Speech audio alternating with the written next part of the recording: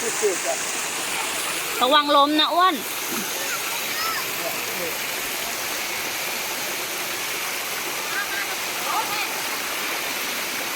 นั่งดีๆสิเนี่ยนั่งตรงนี้ก็ได้แล้ว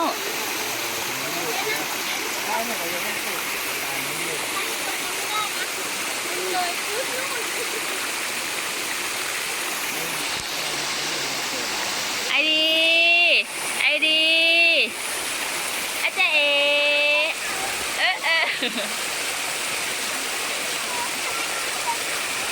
มืดเดี๋ยวให้ขึ้นไปถ่ายรูปกับน้องให้เสร็จเดินน้องอ่ะแม่มาตรงนี้พี่จะให้มาโดน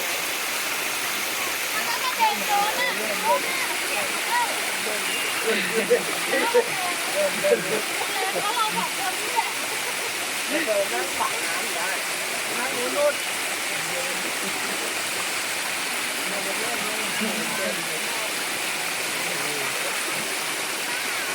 พอแล้วป๊า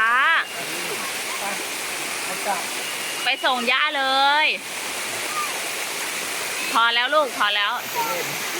แม่ลงไปนั่งตรงนี้ก็ได้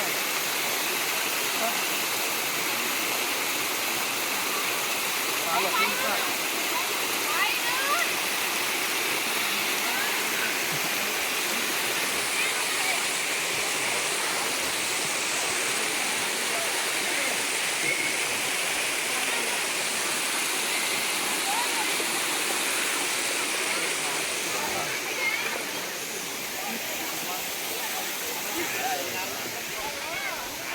ทิ้งเนี่ยนั่นไปยังยอดทิ้งก่อนแล้วโอ้ยทิ้งไปยังทิ้งไปยังพลอยอ่ะอ้าวย่าไปไหนเลยแขะหมดเลยเนี่ยหนูไปไหนมาเนี่ยเดี๋ยวนี้ไม่ยอมร้องเลยนะแม่ไหนมาลูกดูดิเนี่ยคนละลูกเลยมองยังไม่ขึ้นเลยกระโดดเย้งป้ามา